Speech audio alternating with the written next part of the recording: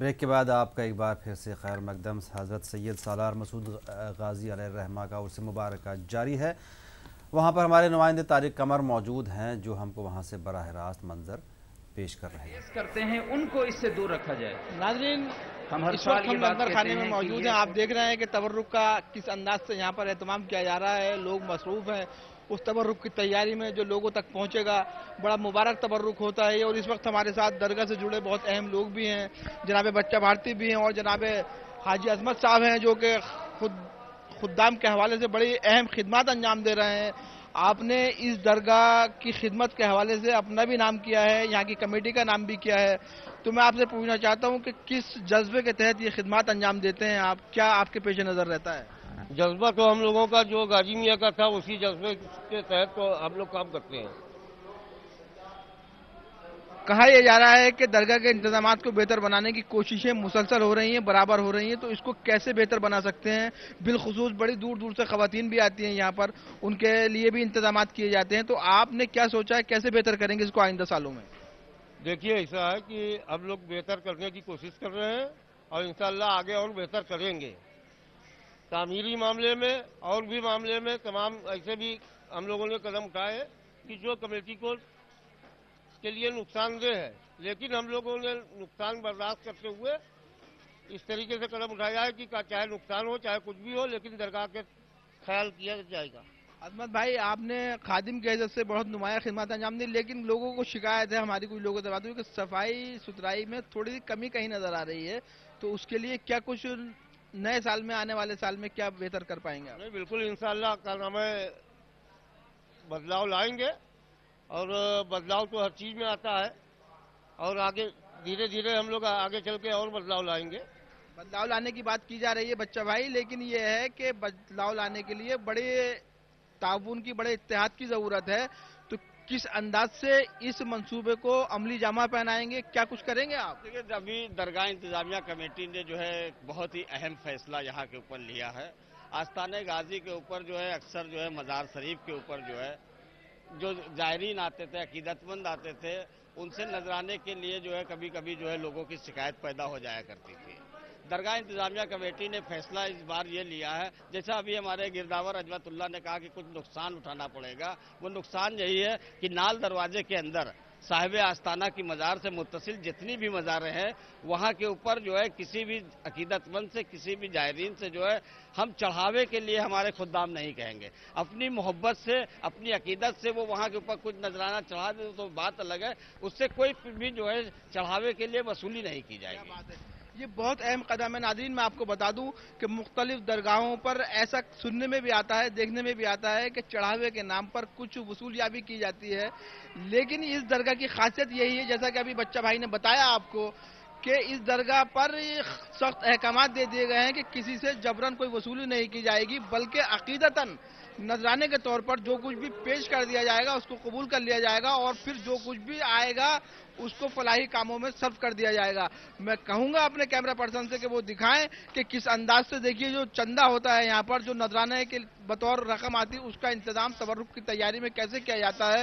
ہزاروں لوگوں کے لیے کھانے کا اہتمام کیا جا رہا ہے اور وہ اسی پیسے سے کیا جا رہا ہے جو غریب زائرین کا پیسہ ہے، جو درگاہ کمیٹی کا جس میں تعاون رہتا ہے، جس میں ہمارے مختلف زائروں کا تعاون رہتا ہے، تو یہ تمام چیزیں جو ہیں یہاں دکھائی جا رہی ہیں، پیش کی جا رہی ہیں اور ہم امید کرتے ہیں کہ آنے والے سالوں میں جیسے جیسے زائرین کی تعداد بڑھے گی یہ انتظامات مزید پختہ اور بہتر ہو جائیں گے۔ طارق قمر نے وہاں کے اندر کے مناظر اور وہاں کی انتظامیہ کمیٹی سے بات کی اور وہ یہ بھی بتا رہے تھے کہ کس طرح سے انتظامات کیے جا رہے ہیں آنے والے دنوں کے لیے۔ دوبارہ ہم آپ کو سیدھے بہرائچ لے چلتے ہیں جہاں سے وہ عرس مبارکہ جاری ہے۔ اپنی حقانیت کی بنیاد پر اگر 100 مسلمان مرے گا تو اللہ تعالیٰ اس کے خون کی قربانی کو رائے گا نہیں فرمائے گا، اس 100 کے بدلے میں 1,00,000 نصرانی اور یہودی اسلام قبول کریں گے انشاءاللہ، اور اسلام قبول کر رہے ہیں۔ آپ یہ نہ سمجھیے اسلام کبھی دبے گا نہیں، اسلام کو کوئی دبا نہیں سکے گا، اسلام کی فطرت نے، قدرت نے لچک دی ہے، تم جتنا دباؤ گے اتنا ہی ابھرے گا۔ इस्लाम उभरने वाला मजहब है जी। ये उभरता रहेगा। तो गाजी मियाँ का अयाम तिफली जो है अजमेर में ही बसर हुए, तालीम व तरबियत भी यहीं हुई थी और खुदादाद कुव्वत और सलाहियत की बुनियाद पर सुल्तान की नज़र इल्तिफ़ात का मरकज़ भी बन गए। मुफ्ती साहब, आप यहाँ पर ये जानना चाहेंगे क्योंकि एक जो बुज़ुर्ग होते हैं उनकी जो मामूलाती ज़िंदगी होती है उसमें भी लोगों को अच्छा खासा इंटरेस्ट होता है कि जानना चाह रहे हैं आखिर उनके मामूलाती ज़िंदगी क्या था। जी, बिस्मिल्लाहिर्रहमानिर्रहीम। हज़रत सैयद सालार गाज़ी रहमतुल्लाह अलैह की ज़िंदगी के मामूलात बुज़ुर्गाना थे। आपकी इबादत, आपका ज़ुहद व तक़वा और आपके अखलाक सारे लोगों के दरमियान मुकम्मल तौर पर मशहूर थे। आप पाँचों नमाज़ें जमात के साथ अदा किया करते थे, जैसा कि नबी अकरम सल्लल्लाहु अलैहि वसल्लम की सुन्नत करीमा है।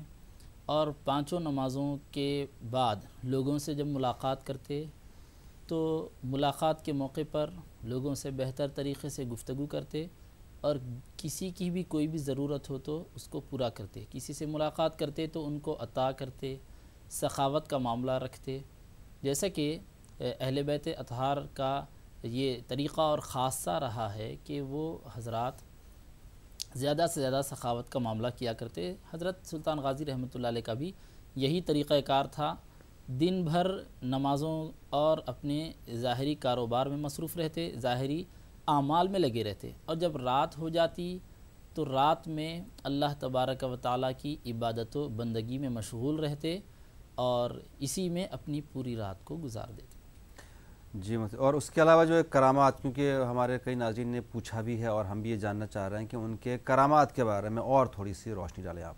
जी, हज़रत गाज़ी अलैहिर्रहमा की करामात गैर मामूली हैं, जैसा कि चंद करामात का ज़िक्र किया गया। इसी तरह आईने मसऊदी किताब के मुअल्लिफ़ ख़ुद अपना वाक़या लिखते हैं कि ये जब बहराइच की तरफ इनका आना हुआ, अपने इलाके से मीरठ में या आसपास के इलाके में वो रहते थे, वहाँ से जब बहराइच आए तो वहाँ से निकलते वक्त अचानक उनका निकलना हुआ। तो उन्होंने अपने मातहतों से, अपने साहिबजादों से ये कहा कि मेरे सामान के साथ इमामा और कपड़ों का एक जोड़ा रख दो ताकि मैं जल्दी से निकल रहा हूँ और तैयारी यहाँ पर नहीं हो सकेगी। बहराइच पहुंचकर जलसे में जब शिरकत करनी होगी उस वक्त कपड़ों को पहन लूँगा और इमामा बांध लूँगा। ये कहकर वो निकले और जब बहराइच पहुँचे, जलसे में जब शिरकत करने का मौका आया तो उस वक्त सामान में कपड़े ढूंढे गए, इमामा तलाश किया गया, लेकिन कपड़े नहीं मिले।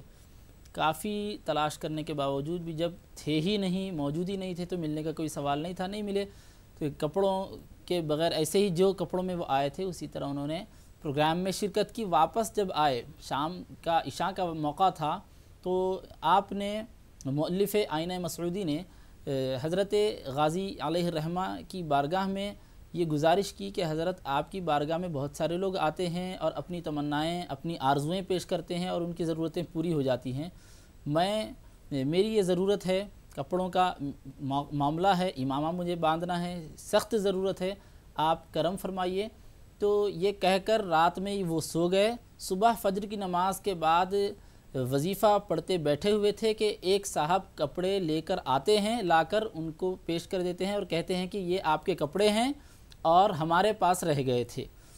मुअल्लिफ़ आईना मसऊदी का कहना है कि मैं वो कपड़ों को देख ही रहा था कि वो साहब जो आए थे कपड़े देने के लिए, वो मेरे सामने से फ़ौरन ही उझल हो गए।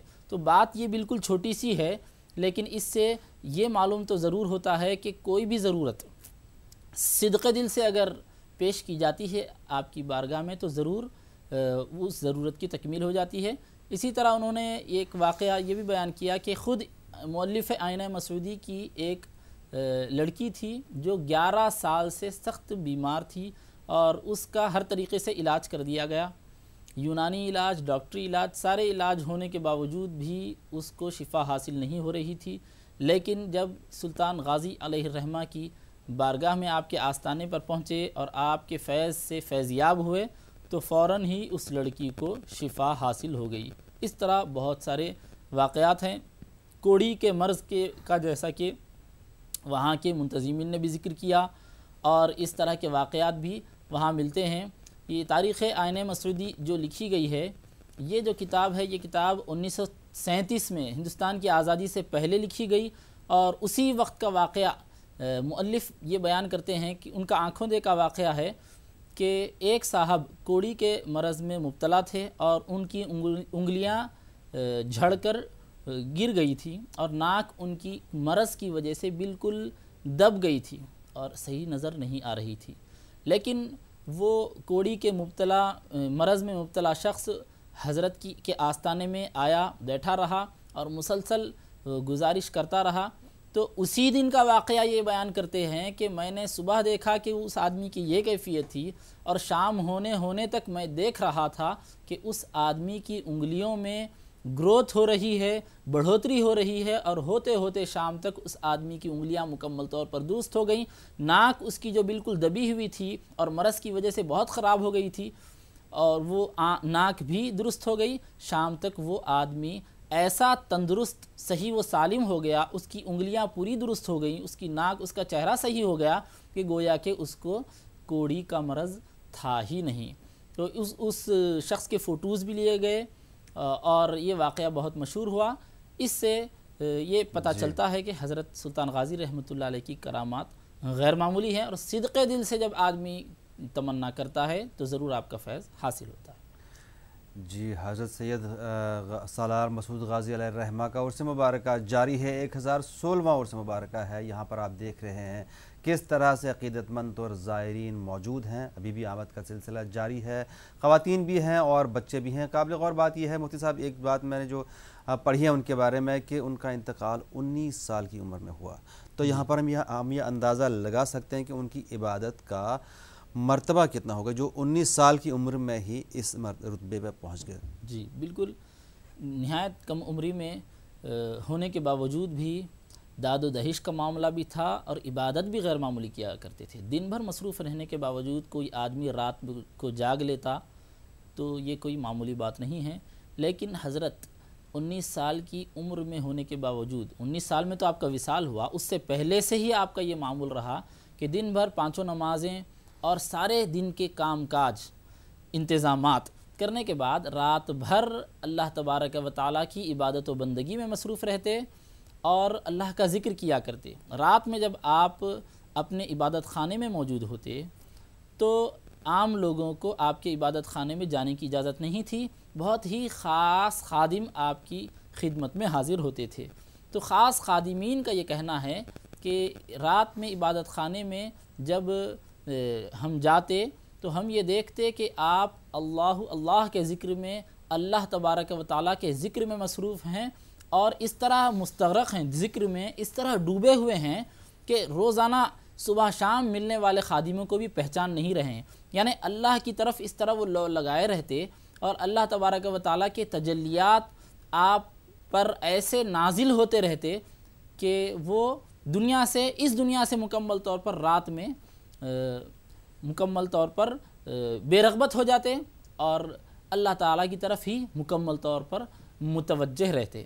اس سے معلوم ہوتا ہے کہ آپ کا مقصد نہ دنیا کا حصول تھا، آپ کا مقصد نہ اقتدار تھا، آپ کا مقصد نہ شہرت تھا، کچھ بھی نہیں، بلکہ آپ کو صرف اللہ اور اس کے رسول صلی اللہ علیہ وسلم سے محبت ہی، اسی محبت کو عام کر رہے تھے. جی بالکل. اور یہ بھی ہے کہ جہاں وہ رہتے تھے وہاں کے سلطان کے آخری ایام میں جب شاہی خاندان اقتدار کی رسہ کشی میں مصروف تھا، آپ نے اس کشمکش سے دامن بچا کر ہندوستان کے اندر تبلیغ و اشاعت دین کا عزم کر لیا تھا. واپس آپ کو لیے چلتے ہیں بہرائچ، جہاں سے آپ براہ راست عرس کے مناظر دیکھ رہے ہیں. ہمیں اور آپ سب کو عمل کی توفیق نصیب فرمائے. بہت کام یہاں ماشاءاللہ آستانِ کرم پر ہوا. ہمارے ارد گرد آپ دیکھ رہے ہیں مسجد کی تعمیر عالیشان ہو گئی ماشاءاللہ. بہت بڑے بڑے کام یہاں پہ چند سالوں کے اندر ہوئے ہیں. اللہ تعالیٰ جو خدمت دین انجام دے رہے ہیں، جو یہاں کی انتظامیہ ہے، یہاں کے خدام حضرات ہیں، اللہ تعالیٰ ان سے اور خدمت دین لے لے. آپ غمزدہ مت ہو جائیے. آپ کے لیے سید سالار مسعود غازی کا آستانہ ہے. آپ کو مانگنے کی بھی ضرورت نہیں ہے، سید سالار ہی آپ کو عطا فرما دیں گے. اور اگر ان کی نظر کرم ہو جائے گی تو آپ کو کسی سے مانگنا نہیں ہے، جو آئے گا وہ خود آپ کو دے کے جائے گا انشاءاللہ۔ آپ بالکل اس سے مایوس نہ ہوں کہ ہم کسی سے مانگ نہیں سکتے، کسی سے مانگنے کی کیا ضرورت ہے؟ مانگنا ہے تو اس اللہ کے محبوب کے وسیلے سے اللہ سے مانگیے، ہمارا رب عطا فرمانے والا ہے۔ بہت اچھا کام یہ ہوا، دل خوش ہوا میرا۔ کئی سالوں سے یہ دیکھ کر لوگ شکایتیں کرتے تھے کہ یہ ہوتا ہے وہ ہوتا ہے، اب کسی کو کہنے کا کوئی موقع نہیں ملے گا، اس لیے کہ کوئی خدام حضرات میں سے کوئی بھی کسی سے طلب نہیں کرے گا، جو طلب کرے گا اپنے آقا سید سالار سے طلب کرے گا۔ مسجد نبوی شریف کے باہر ایک شخص، ایک صاحب نے مجھے بتایا کہ ایک شخص سے میری ملاقات ہوئی مسجد نبوی شریف کے اندر۔ میں نے ان سے پوچھا کہ آپ یہاں کب سے ہیں؟ کہا میں ایک زمانے سے یہاں ہوں، اصحاب صفہ پہ بیٹھا رہتا ہوں، اور جب مجھے میرے کپڑے پرانے ہو جاتے ہیں تو میں سرکار کی بارگاہ کرم میں جاتا ہوں اور عرض کرتا ہوں یا رسول اللہ میرے کپڑے پرانے ہو گئے۔ جب مجھے بھوک لگتی ہے تو میں عرض کرتا ہوں یا رسول اللہ مجھے بھوک لگی ہوئی ہے۔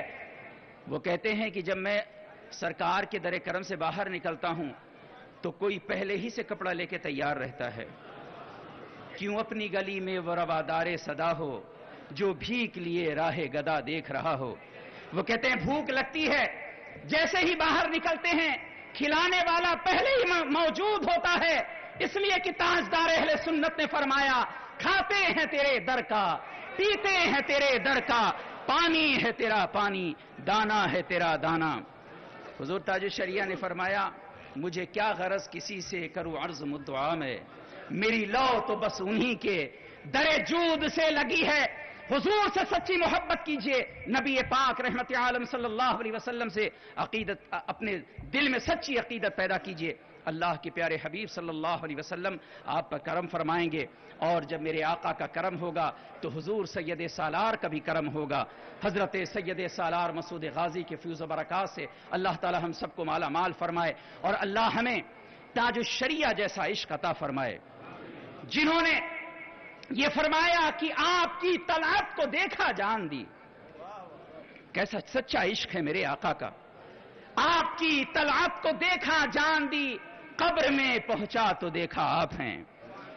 حضور نبی پاک صلی اللہ علیہ وسلم کی محبت اصل ایمان ہے، جان ایمان ہے، روح ایمان ہے۔ اگر ہم تقریر کرتے ہیں تو اس پر پابندی سے عمل بھی کریں، اس پر ثابت قدم بھی رہیں۔